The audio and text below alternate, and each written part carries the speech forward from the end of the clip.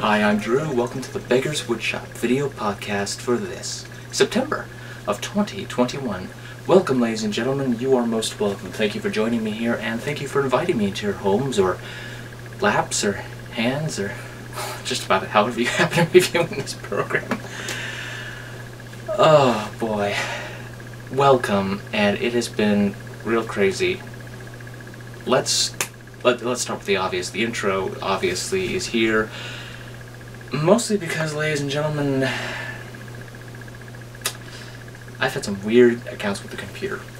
So, like I mentioned last time, it would start, go a few minutes, turn off. Not shut down, turn off. So I kept checking the BIOS on the computer, and I checked, and I couldn't find anything because it would shut down while I was in the BIOS, or turn off, however you want to put it. Well, I decide, okay, it was suggested, I talked to my friend Alan, we'll try it on another circuit. Old 1958, 1959 house. Okay. So, I check. Doesn't do it.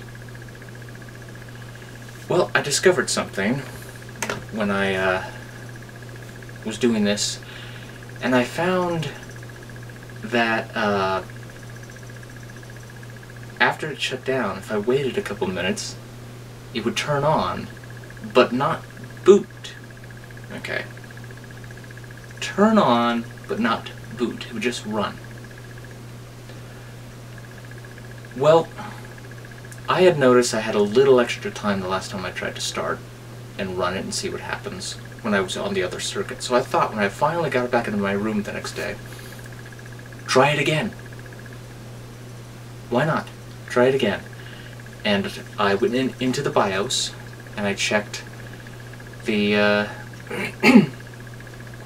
I checked the temperature of the CPU and all that stuff.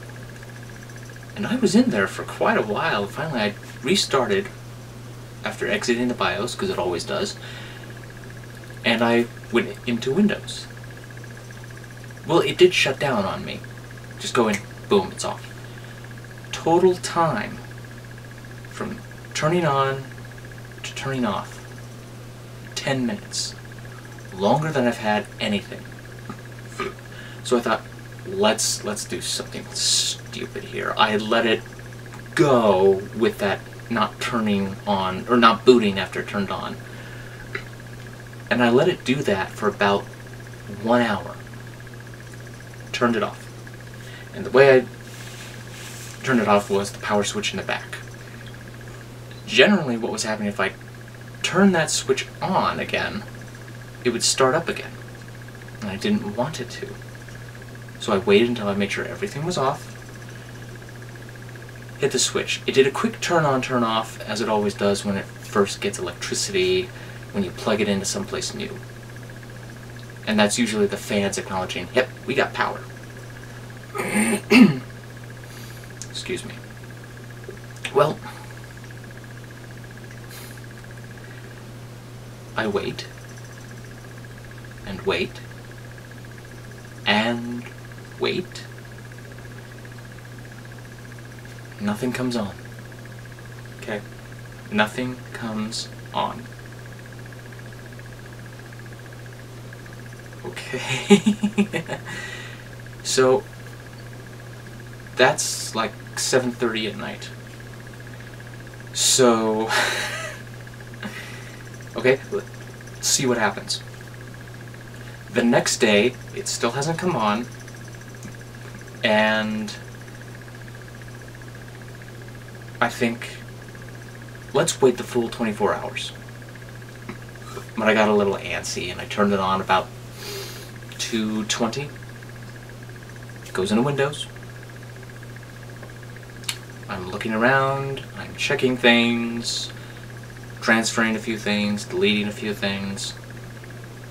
50 minutes later, I shut it down.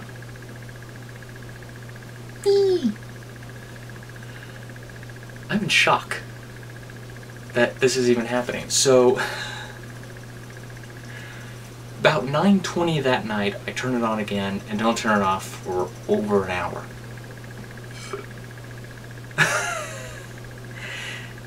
And every time I try it since, everything works out fine. I turn it on, I shut it off.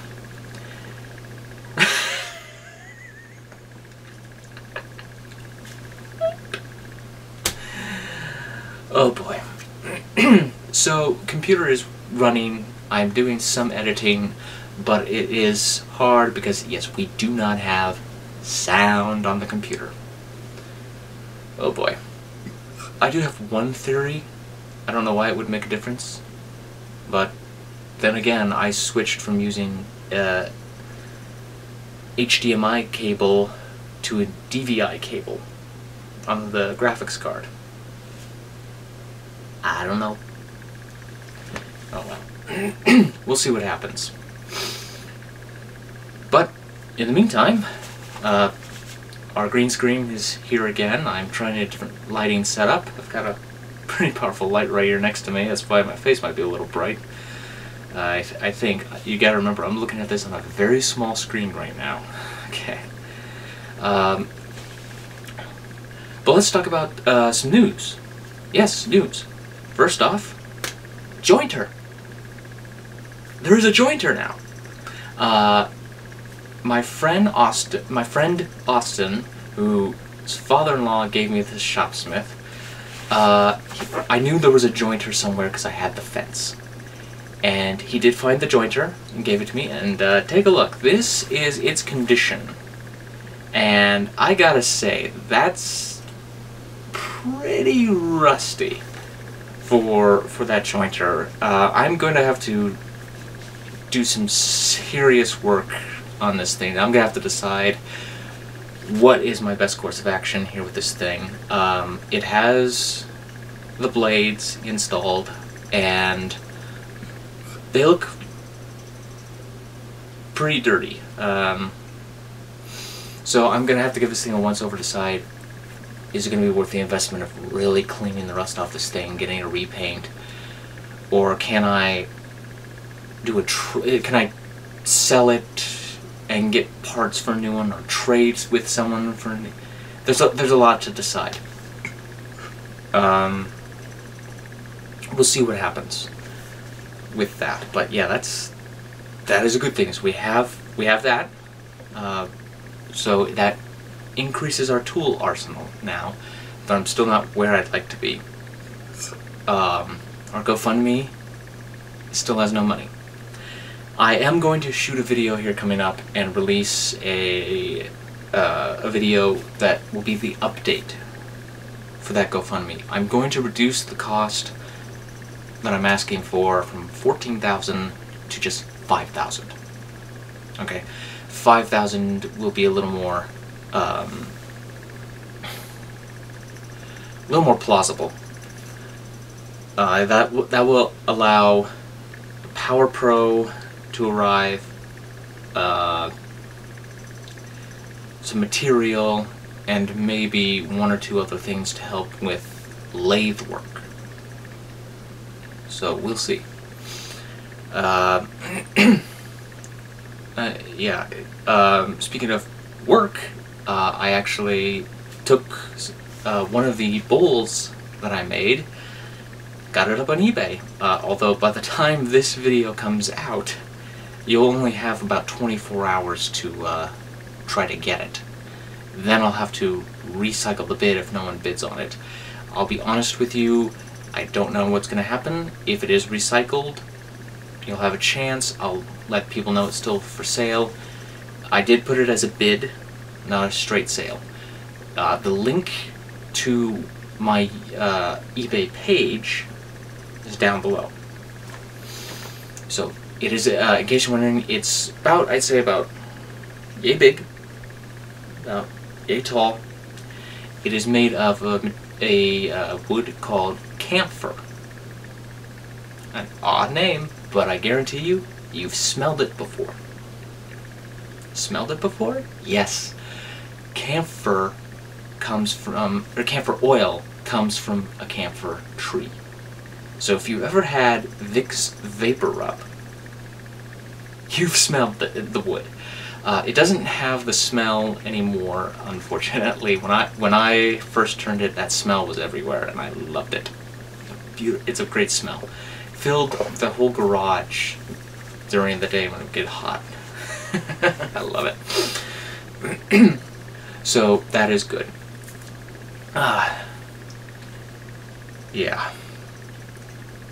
Well, I hope the green screen behind me is working out okay. Originally I was going to shoot this down by the railroad tracks again, but by the time I saw the train, the Amtrak, ready to go past where I was going to be, or at least where it should be when I would leave to go to the place I'd catch it, I'd be cutting it too close, so I said, alright, I'll film it this way, and I'm going to put something nice back here. I think I'm going to head out to the American River, and I got a little spot where I can just shoot the river, make it look nice. But, yeah, I hope the sound for this is okay. I'm shooting on-camera sound only this time, not on-camera and having a microphone in my hand, standing here looking like this. Because, again, while I can sync the sound, I have a clapper, I can't really edit the sound. So everything you're seeing with the edit is guesswork, right down to the audio levels. So I apologize if they are not good. But that's something else I have to get, is some sound equipment. Hopefully with the GoFundMe we can get some of that too. Well, I think that covers it. If I go on any further, I'm going to start rambling about something. Although I keep thinking, I've forgotten something. What? Think, boy. Think. Who knows? Who knows? Well, might as well give the reminders. Be sure to like, subscribe, comment. If you want to know the moment we do something, hit that little bell icon, and you'll be contacted immediately when a new video or new post of anything kind goes up. Like us on Facebook, the GoFundMe link below, the eBay link below, and hopefully I will see you next time, right here on the Beggars Woodshop.